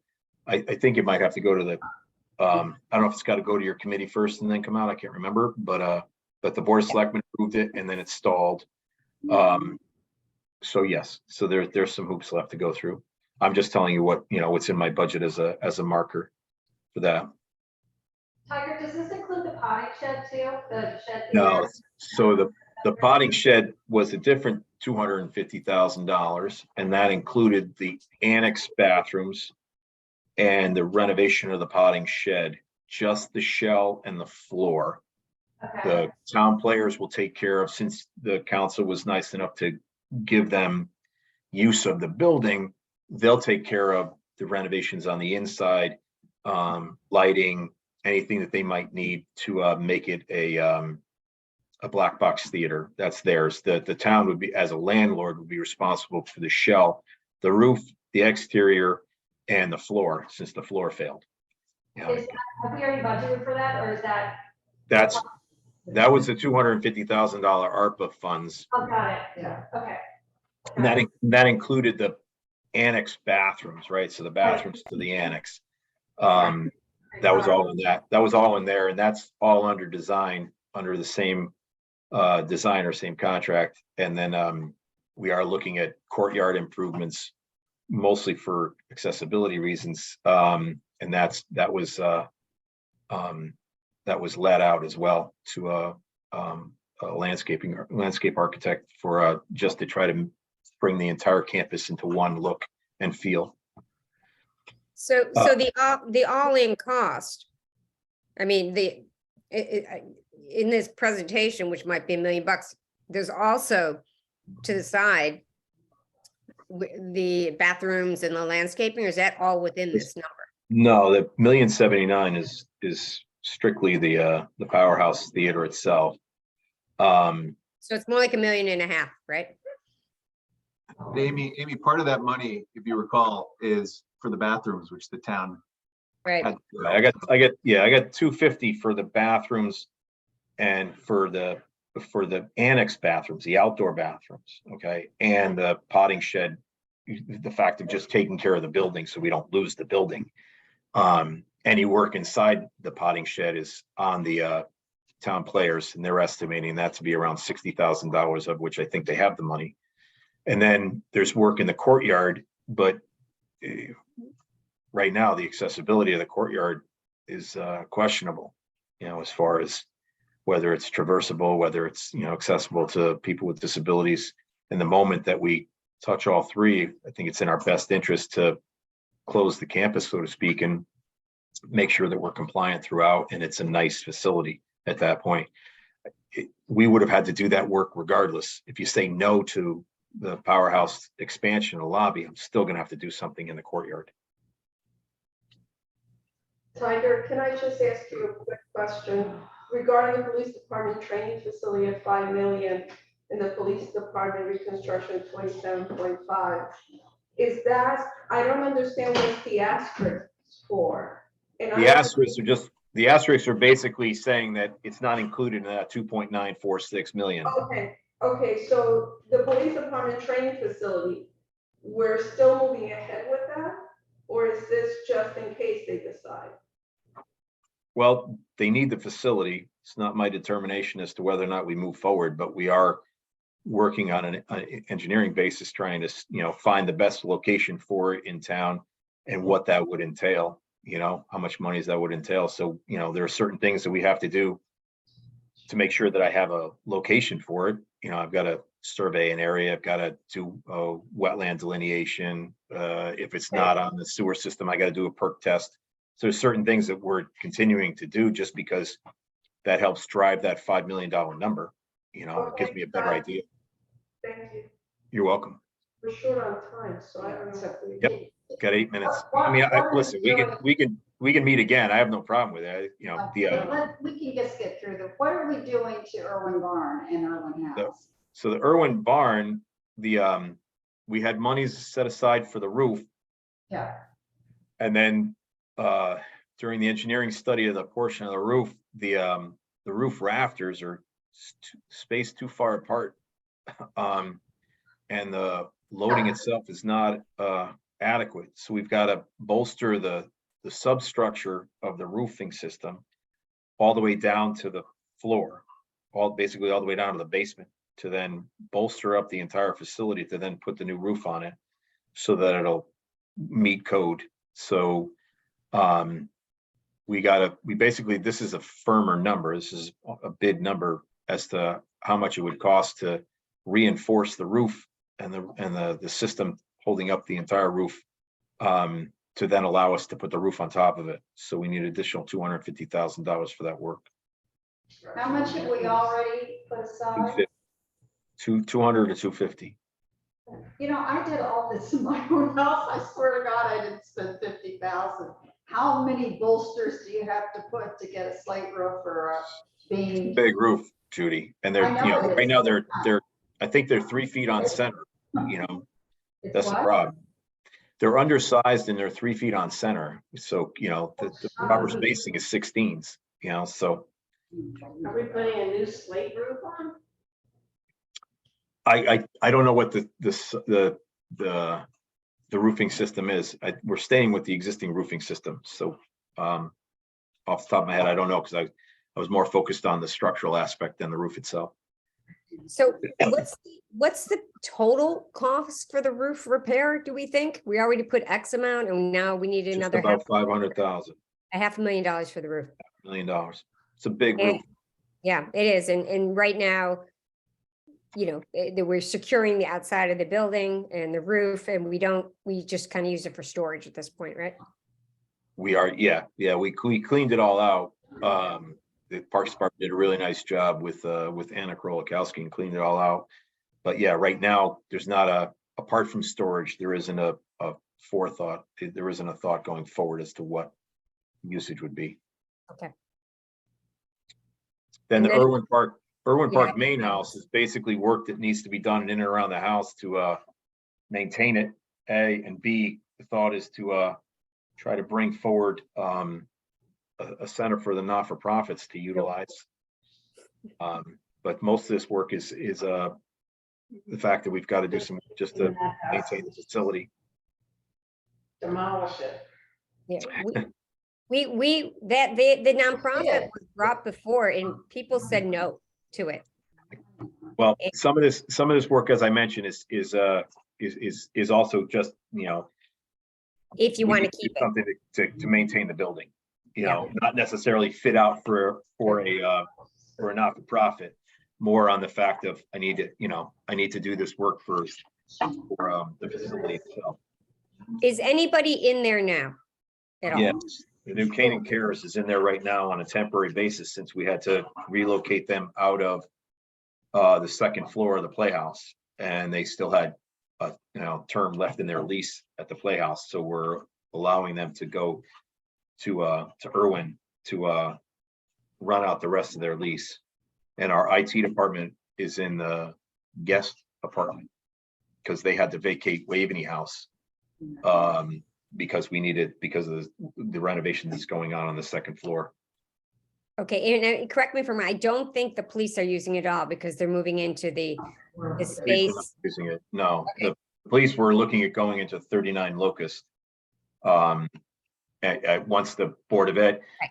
once we take care of 220 Elm, so the Board of Ed can move in there, then we'll take care of 39 Locust, put the police department in there, and then renovate the police department, and then bring the police Right. department back.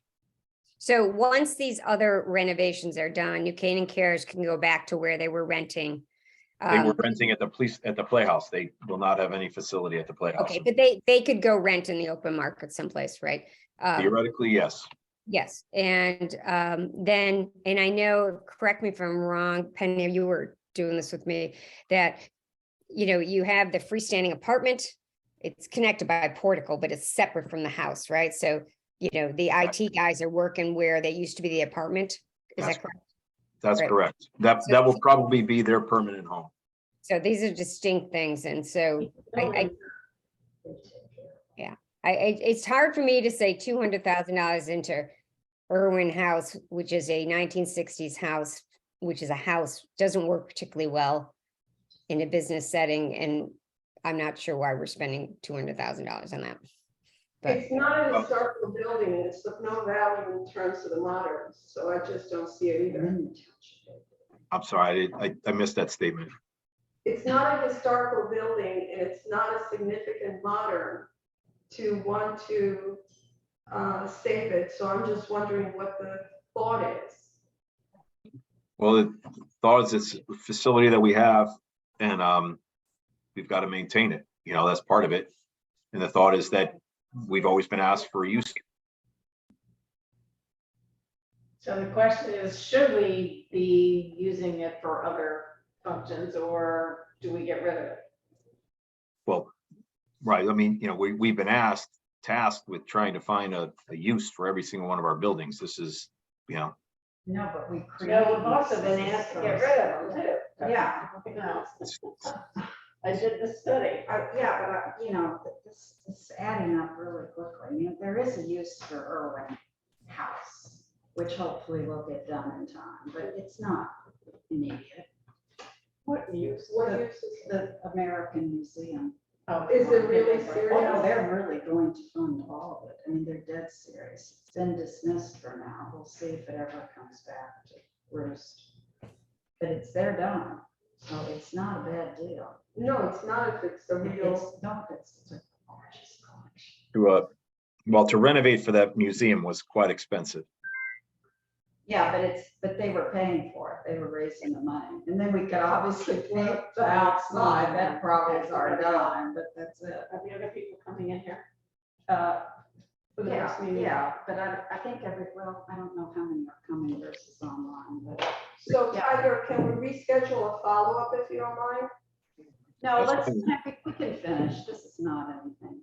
There's not, I mean, apart from, you know, a little bit of work in the parks, the majority of it is, you know, for the highway department, it's just material equipment replacement, parks, equipment replacement, some work in the parks.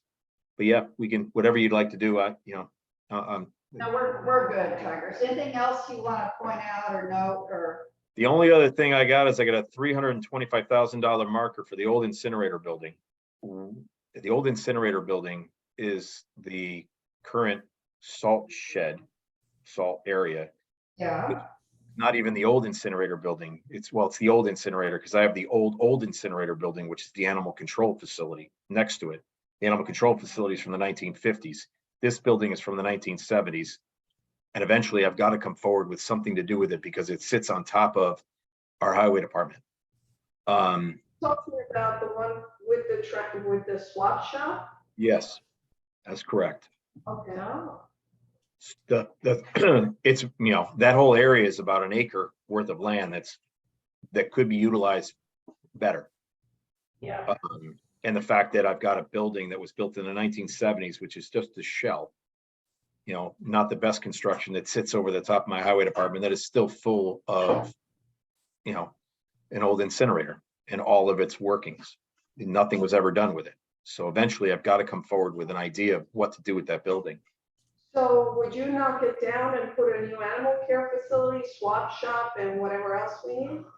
That's the thought, is to knock both buildings down, you know, and then put in a proper salt dome, a swap shop, an animal control facility, if that's what everyone wants. But I'd gain back about an acre of land and I'd get rid of a 1950s era building that I'm trying to maintain for an animal control facility and a 1970s era building that sits on top of my highway department. So what's the 325 for? Study? Study itself, yeah. That's A lot of money to study it. It's about $3.25 million to knock it down and take, you have to remember, it's sitting on top of the highway facility. The highway facility was built underneath it. That's the problem. And given what the incinerator building was used for, you know, there's Like a lot for a study? Is there space, Tiger, it would be tight in the meantime, is there space to build a new highway department building and then knock it down? And so you're not trying to rebuild on top, or I don't know what the spacing is. there's not enough space at present. Wow. There's, I don't have room on the facility to put a highway department someplace else. And then try to build it back. You have to redesign the facility beneath it. All right, can you ask me that question again?